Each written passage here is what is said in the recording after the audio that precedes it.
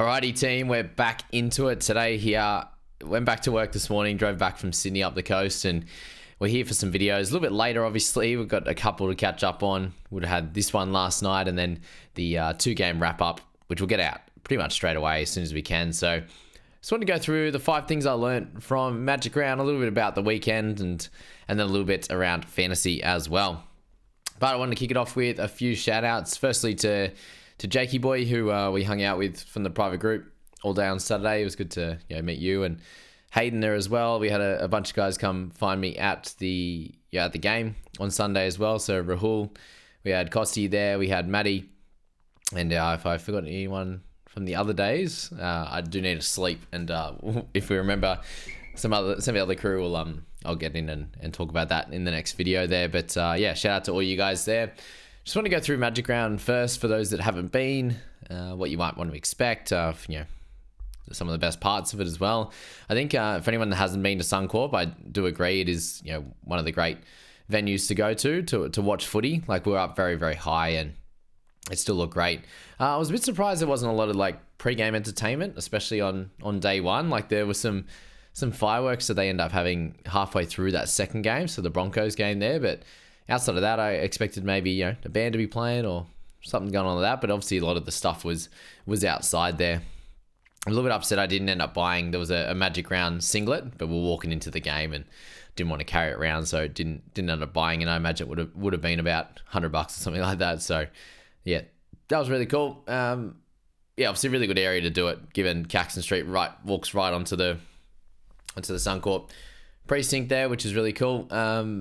A lot of pubs on that street. I imagine, maybe 2 years ago, you would have been able to get in there pretty well. But now that it's just grown so big, it's so busy in there. So if you manage to find a table, very rarely, if you like standing up and hanging around, that is probably the only toughest part there. Drinks are really quick and easy to get, which was really cool.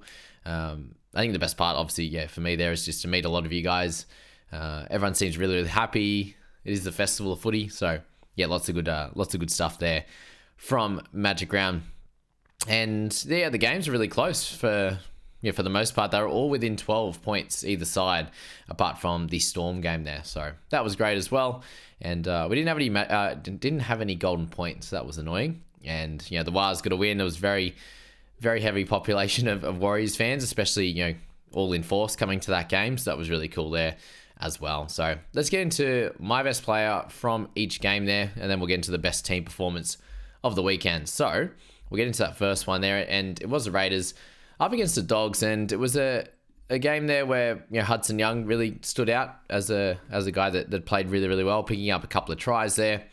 You had KO Weeks, who's, I think we need to give him his props. Like, he's really blossomed into this starting role, and they've won 2 games in a row, which is really, really cool for him, for Strange as well. Strange really stood up, and he's come up with a couple of really good plays in recent history. Like that first try was for Young, and the second try ended up being off Ethan Strange. So that's couple of games in a row where he's either passed it or kicked it for Hudson Young to score for them to go ahead and win this game. So a little shout out to those 3 guys there. On the Dog side, it was a little bit of an off night for them. I think Crichton was one of their best for sure in that game there. So that's the first one.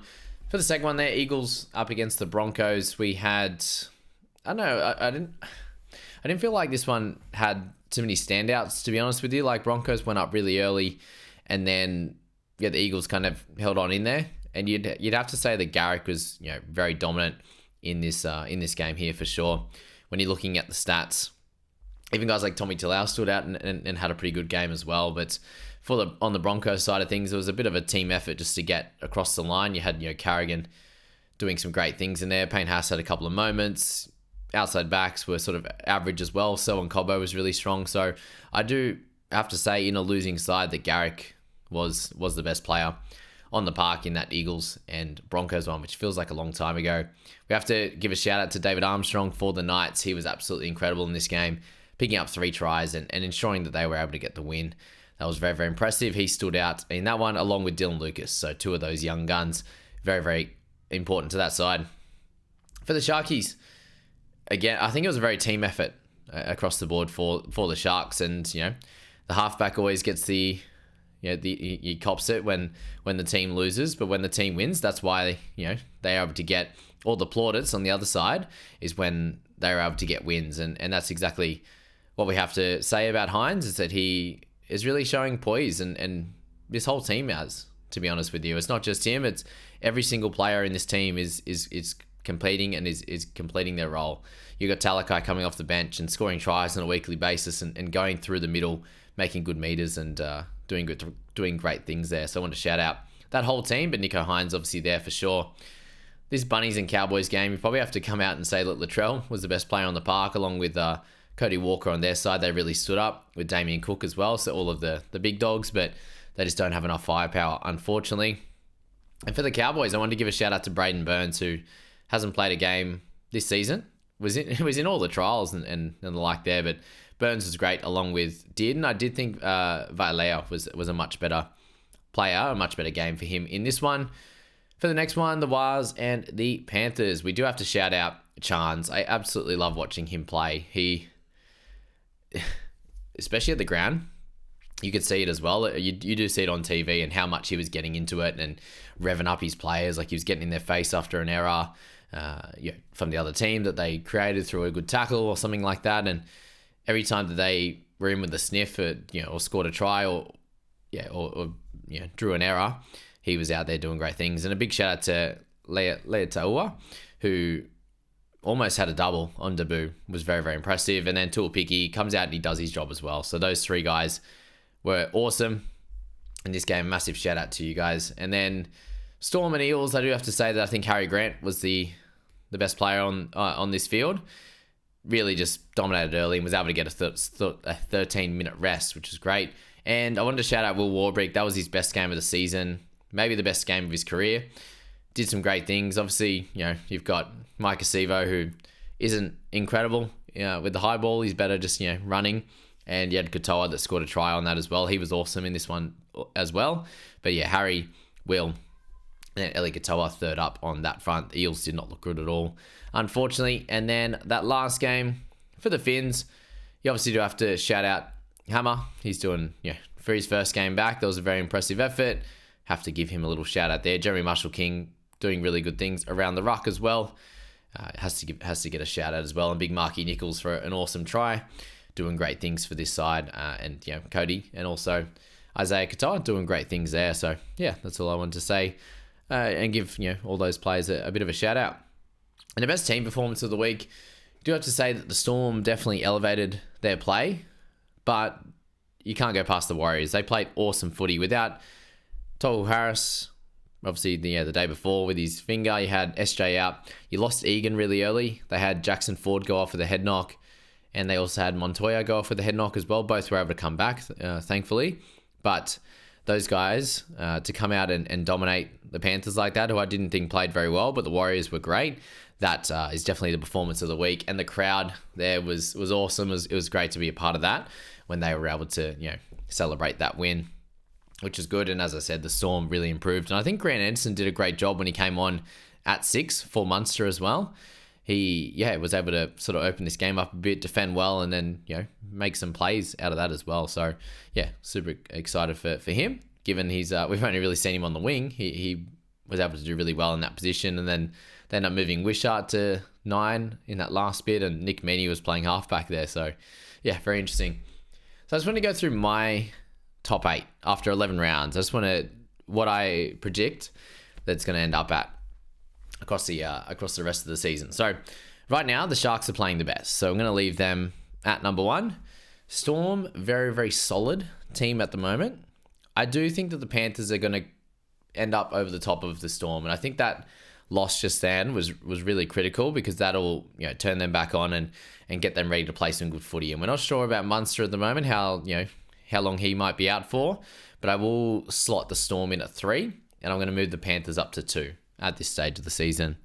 I do think the Broncos are going to do pretty well, but at this stage I'm going to leave them at 5th, and I'm going to move the Roosters up to 4th. I think Dolphins are going to pop down to 6, in my opinion, is where I'm going to have them. So it's going to be Sharks, Panthers, Storm, Roosters, Broncos, Dolphins at 6, at this point. I do think the Raiders will eventually drop out. In terms of teams down the bottom, Rabbitohs won't be making it. Titans won't be making it. Tigers won't be making it. I can't see the Eels making it. Warriors, if they continue to play well like that, I definitely think they could. But I do think that in this top 8 currently, Raiders will pop out. And I can see the Dogs coming in to that. So I'm going to change those to it. I'm going to put the Dogs actually at 7th this year. And I think I'm going to slot in Eagles at 8th with the Knights fighting for it, sort of that 8th and 9th. I think these last 4 are really tough. So I'm going to say the Knights are going to be there somewhere in that scenario. The Dogs, the Wars, and the Eagles. So that's the 4. But I will lock in the Eagles in at 8th. And I'm going to lock in the Dogs at 7th. I think that's a cool one. The Knights are doing really well and they're winning without Ponga. But I do think they will fall off a little bit. And they've had, 4 wins in a row. So that's going to stop eventually. But they do have a bye this week. That helps them as well. That's the way I'm going to play it at this stage. I think the Eagles will sort out the defense a little bit and they'll have a little bit too much for Knights. So there's my current top 8. Shout out to my Cowboys, the Dragons, Eels. I just don't think it's going to happen, unfortunately, for those guys. And the teams that are floundering. So the guys that did struggle, we want to leave that to last here. But over the weekend, it was a little bit of a tough one for a couple of these teams. The Dogs struggled on the weekend, and hopefully they do bounce back, and I think they will. But they were pretty underwhelming, unfortunately, there. I think the Titans played really well for the amount of injuries that they had. So it'll be interesting to see how they play over the next few weeks there. Eagles, obviously struggling a little bit. They, held in there with the Broncos, but it wasn't a super high, a super incredible game. That one, Roosters and Sharks, was the best game of the round, that's for sure. Cowboys and Rabbitohs, both really struggling teams right now.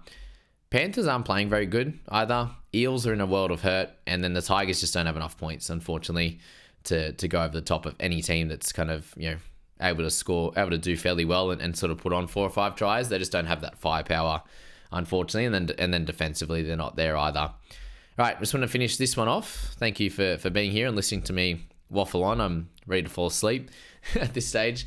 But for our fantasy tip of the week, last week we were all about kind of holding on to those guys that were scoring a little bit underwhelmingly. And if they're around that 500k price point, but they were scoring a bit under that, just to hold on to them.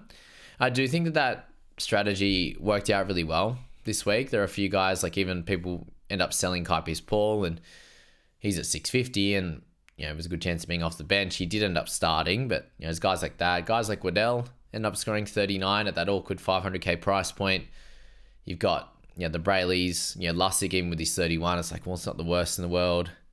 You've got a bunch of those guys that end up scoring really well, or bounce back, or Adam Elliott at that price point, he ended up scoring well and got close to 50. So a lot of those guys where it's just like, a bit frustrating now that I end up selling them. And then there's guys that end up, people end up buying this week that didn't score that well. There's a lot that did, but there's a bunch that didn't as well. So with trades being such a premium, those were the guys to hold, and that worked out. Even P. Kura ended up working out, and he played bigger minutes. So Mr. 8, I should have said, with him, he ended up scoring okay. So there's that. But heading into this week, so we're going to pray for injury luck. There's not much else more to say on that front, for sure. Continue to purchase players that suit the entire bye period for your team specifically is the next big thing. So a player that suits someone else's team, it could be my team. It might suit best. I brought in Aitken this week. We'll be blowing up about that in a second. It may not suit yours, right? It'll suit mine. It may not suit yours. Sometimes I could make, or other people could make a mistake in just following the lead of someone else, or if someone's a clear buy overall, right? In a vacuum, but they're not a buy for your team. So keep an eye out on that. And then, just listen to the below advice. Again, like there's going to be guys that you're like, oh, they didn't score very well, but do I sell them? And the answer is most likely no, to be honest with you. Some guys that people sold this week that end up scoring well, and it was a mistake to sell them. So there you go. Or you could hold them a couple more weeks, and then, a bunch of other people might get injured, and it's like, oh, well, I wish I had that guy that was playing rather than being a red dot. So yeah, that's the thoughts. That's where we're at.